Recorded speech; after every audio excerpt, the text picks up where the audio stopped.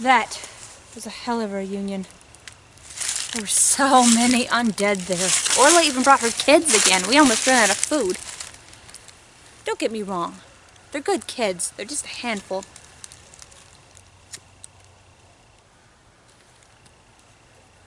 You know, there are many who would argue that there's no such thing as bad kids, only bad parents. Although there are some children that would make you question that notion. That's what happened to Tracy Bellamy, previously Tracy Brown. I suppose I could fill you in on the details, but I'm supposing it's best if I let her tell you of her recollection herself.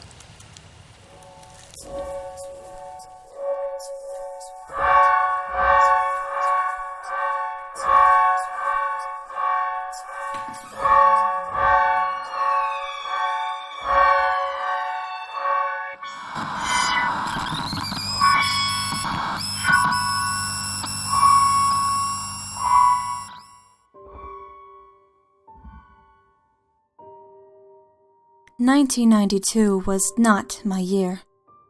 They had slowly been cutting my hours at the fabric store over the course of several months, so I had to take a second job as a waitress just to make ends meet after I divorced my husband. He's a lawyer and was the main breadwinner between the two of us. I had decided to surprise him one day and take him to lunch when I found him in his office with his secretary doing, well, I'd rather not say. I mean, how cliché is that? He didn't even bother to lock the door. Oh, I suppose I could have forgiven him this one time and suggested we go to couples counseling before I serve him with the divorce papers. But if he did it this time, he would do it again. I have more respect for myself than that. And anyway, who's to say that he hadn't done it before, and that was just the first time I caught him? Besides, he should have thought of the consequences before putting his hands on that woman. I didn't even keep his last name. Not only did he lose a loving wife who would have given him the moon if she could, but he also lost the prospect of having a family with her. That's right. We were going to have a family. Unfortunately, we had trouble conceiving, so we had filed the paperwork to adopt. After the divorce went through, I had the awkward task of going to the adoption agency and informing them that we needed our application annulled due to us no longer being married. He refused to go back, so I had to do it alone. However, there was a silver lining to it. The agent was very helpful and informed me that if I still wanted to adopt, I could fill out another application as a single parent. I felt my spirits lift a little. I did still want a child. I wasn't sure if now was the right time with my financial situation, but I knew that there was at least one child without a home that would be happy to have one, even if it was with a busy mother. I was going to do whatever I had to do to give the child the best life possible. I agreed, and the agent walked me through what I needed to do and what paperwork I needed to fill out.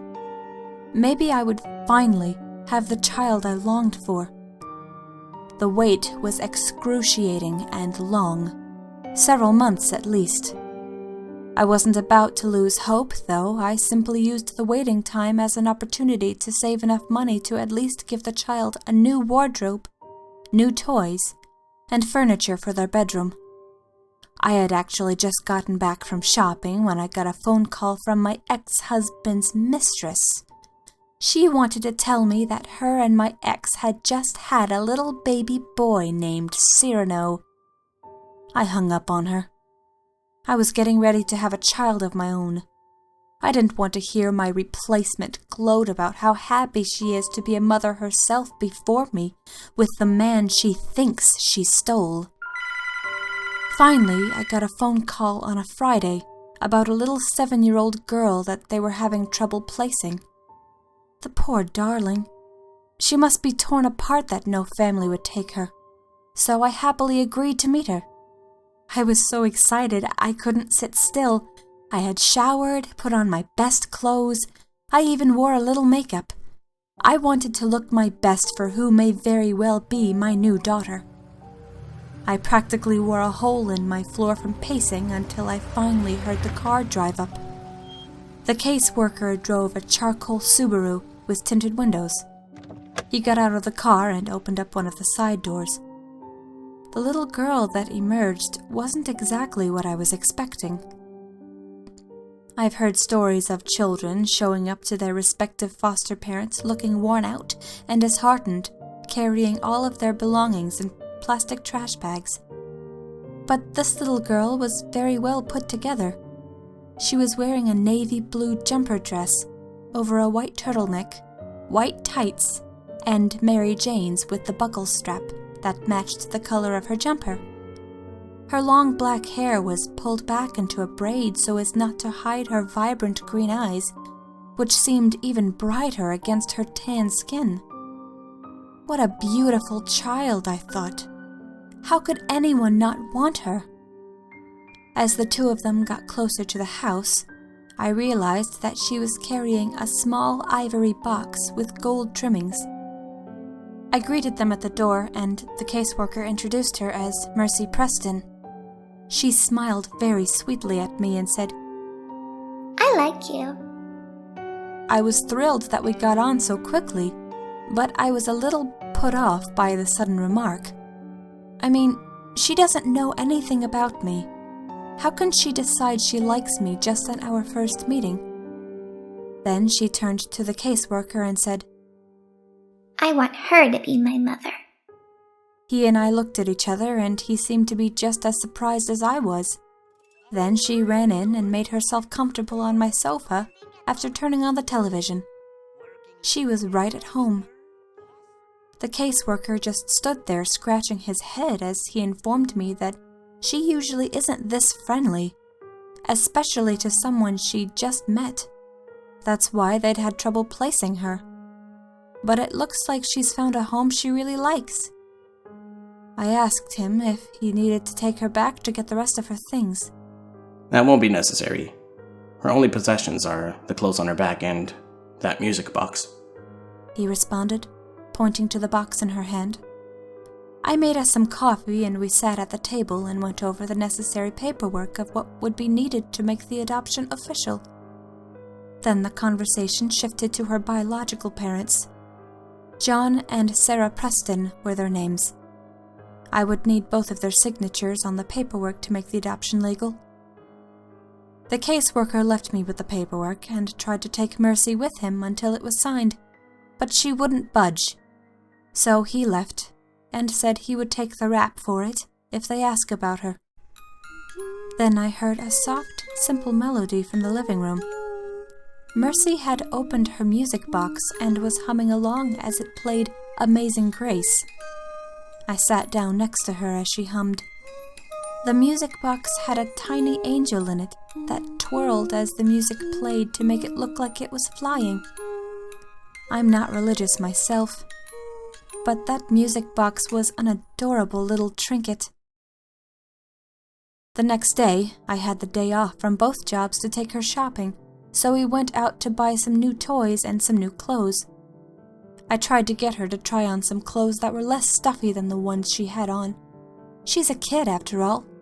She needs to be free to wear whatever she wants. I showed her some clothes that were bright and colorful. I even found a top that had Princess Jasmine on it. She was one of the characters from Disney's newest movie, Aladdin. But no matter what I showed her, she only ever wanted jumper dresses, turtlenecks, and tights. I was thinking about clothes for the summertime, so I tried to coax her into maybe getting some cooler clothes by suggesting she try on a pair of jellies. All of the little girls her age seemed to like those for some reason. Mercy was perfectly happy with her Mary Janes, but she did want some in different colors so she could coordinate with the rest of her wardrobe. Her own words. She was very eloquently spoken for someone her age. She also never took her hair out of her braid. I'm sure her dress and her hair were habits left over from her previous home. In casual conversation, the caseworker had mentioned that her birth parents were Catholic. When we got home, she went out to the backyard to play while I went upstairs to put away her clothes. Just her clothes. she didn't want any toys, claiming that she had no need for earthly possessions. I felt sorry for her. Her biological parents were more strict on her than I thought. Then she said something strange. I'll have everything I need before my real mother comes. I was sure she would want toys eventually, but for now I needed to let her cope with the move the way she was going to. As I was putting away her clothes, I glanced outside to see Mercy circling the yard. Slowly. Not running or skipping, just casually strolling. I looked at the marks on the fence and I realized that she had been scratching her nails along the fence as she strolled. Realizing that children do strange things, I tried not to let it get to me, and I called my neighbors to ask if their teenage son could watch Mercy tomorrow while I was at work. Yes, I know that people typically like to hire girls to watch over their child, but all the parents in the neighborhood have told me that Doyle is wonderful with their kids, and they absolutely adore him. So I thought, what's the harm in giving him a chance? Doyle was a perfect gentleman when I spoke to him. He told me that he usually plays his guitar at the coffee shop on Sundays, but that he would be happy to watch after Mercy instead. I finished the phone call and I looked outside again. She was still walking the circumference of the yard. The next morning I woke up to my alarm as usual. 7 a.m. on the dot. I knew it was early, so I decided to let Mercy sleep a little longer and kiss her goodbye when Doyle got there. I was at the cafe that morning, then at the fabric store that afternoon. So I put on my cafe uniform and name tag. As I was folding my apron for the fabric store later, I heard a soft knock on my door. It was Mercy. She was in her usual jumper dress and her hair was up already. I'm ready, Mother. Those are strange church clothes. The poor dear. She thought we were going to church. The Prestons must have really indoctrinated her into following a routine if she got up on her own to do all of that. We're not going to church, baby. I have to go to work. Mr. Doyle is going to look after you while I'm gone. Her eyes lit up when I said we weren't going to church. But when I told her that she was going to have a babysitter, she furrowed her brow and said, I can look after myself. As if on cue, the doorbell rang. Doyle was at the door already and had brought his guitar with him. I finished getting ready and kissed Mercy goodbye. When I left, she was sitting contently on the couch while Doyle played his guitar for her. We weren't allowed to have our phones while we were working at the cafe, so I kept it in the back with my purse. I was just coming out of the bathroom, changing out of my uniform to get ready for the fabric store, when 2 police officers walked into the cafe and made a beeline for me. They informed me that my daughter was currently at the police station. A teenage boy had dropped her off without a word, but he looked to be a little panicked. I had to call the manager of the fabric store to tell him of my situation and let him know that I wasn't going to be able to make it today.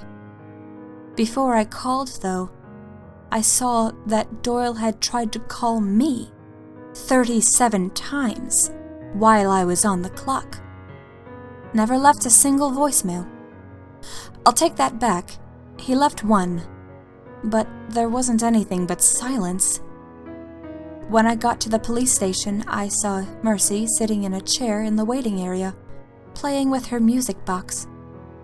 I was so worried I grabbed her and hugged her as tight as I could. She didn't look like she was hurt or anything, so why would Doyle just suddenly drop her off here? When I asked her what happened, she responded with, I told you, Mother. I can look after myself. I never did find out what happened with Doyle. When I went over to his house to get some answers, he was white as a sheet. As soon as he saw Mercy in my arms, he slammed the door in my face and quickly locked it behind him. Still confused, I finally took her home. When we pulled up, there was a red Jaguar sitting in my driveway. A sandy-haired man in a nice suit got out of the car, followed by a pretty brunette in a dress on the other side. She had a braid like the one Mercy had. The two of them looked straight at me as I got out of my own car. Suddenly, Mercy ran out and went straight for the cab of the Jaguar, only to be stopped by the man. "Don't you dare touch my daughter!" I yelled at him. I had no idea who these people were, nor did I care. "What do you want?" We're here to sign the paperwork. The adoption ain't legal until we sign. Then I realized who they were. These were Mercy's birth parents. By the looks of it, they had come right after church. I thought they might at least wait until a weekday, but they didn't waste any time. I saw a figure moving inside the cab of the Jaguar, and Mercy shouted, I know you're in there, Rachel. Come say hello to your little sister. You leave my daughter alone, creature! "Creature?" Did he just call their daughter a creature? No. My daughter? And they had another one? Was the pressure of 2 children too much for them? Whatever. Their loss, I suppose. "All right, let's get this over with," I said. I went inside to get the paperwork, and they waited outside, never taking their eyes off of Mercy. They scribbled their signatures quickly, and I went inside to put it away. When I came back outside, Mrs. Preston was already in the car, but Mercy was speaking to Mr. Preston. I caught the last part of their conversation. I don't know what you want me to say. I don't regret my decision, and neither does your mother. She's not my mother. Not my real one. What are you talking about? You don't remember her, do you? She told me you wouldn't. She said hypocrites make the tastiest partners. Mercy giggled as I turned the corner, and I saw his face. His face was as white as Doyle's was, and his eyes had widened, as if caught in a sudden, terrifying memory. Goodbye, John. She skipped back inside, and as Mr. Preston started to get into his car, he looked me in the eyes and said, God help you. I didn't get a chance to ask him what he meant by that before I watched the Jaguar peel away like a bolt of fire. Mother, I'm hungry. I turned to see Mercy staring at me from the doorway. I went inside to fix her a sandwich for lunch, but she said she wanted pork chops. I had some in the freezer to thaw for dinner later, but she insisted that she wanted them now. It was nearly supper time anyway by the time the pork chops were done thawing so I could cook them. She didn't say a word to me throughout the meal. She dug her teeth into her chops and ripped through them ravenously with her teeth. She didn't even bother cutting them up. At one point, while she was eating, it almost sounded like she was snarling as she chewed. I don't know what came over me, but at that moment the thought crossed my mind that maybe the Prestons knew something about her that I wasn't supposed to know. Maybe Doyle saw something that I wasn't supposed to see. I pushed it out of my mind, of course. It was a silly notion to have.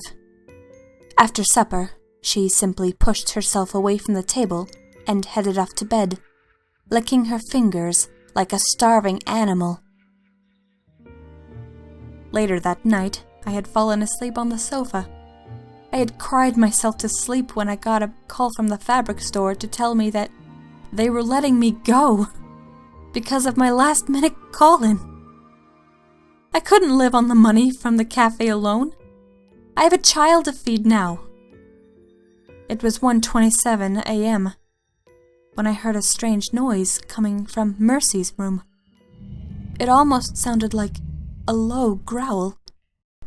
I carefully walked up to her room and opened the door slowly. I expected to see her sound asleep, but her bed was made, and empty. Instead, there was a woman standing there, with her back to me. I couldn't make out any facial features, but she spoke in a chillingly lilting voice.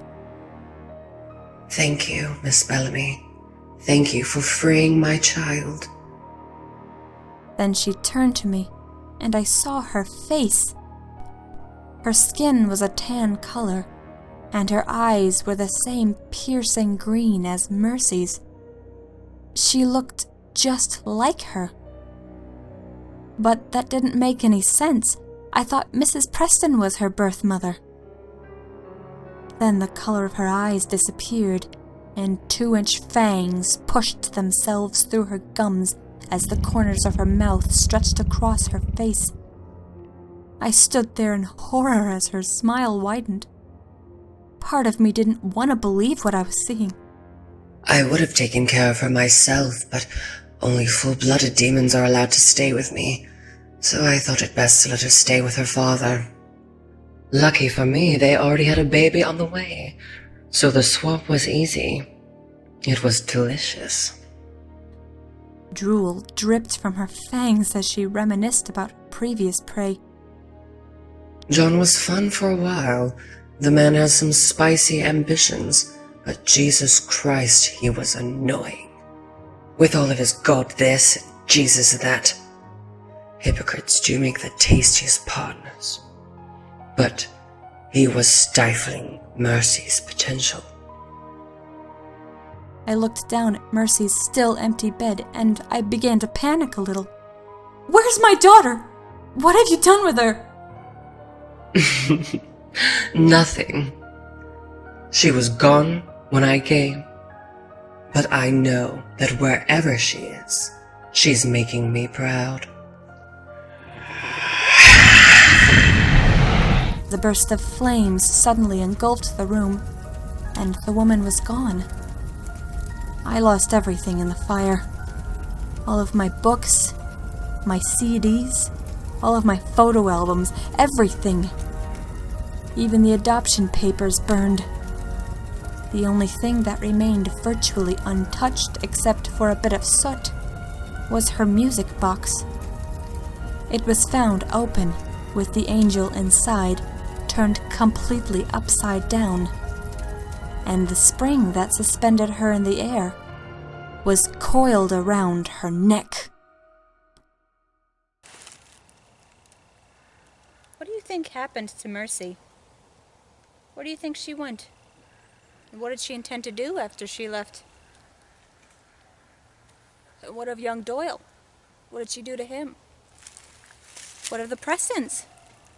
Did she turn out that way simply to rebel against them and their Christian ways? Or did she simply turn out that way due to her nature, because of her bloodline? I suppose we'll never know for sure. But one thing I am certain of is that she could be anywhere, creating monsters of her very own,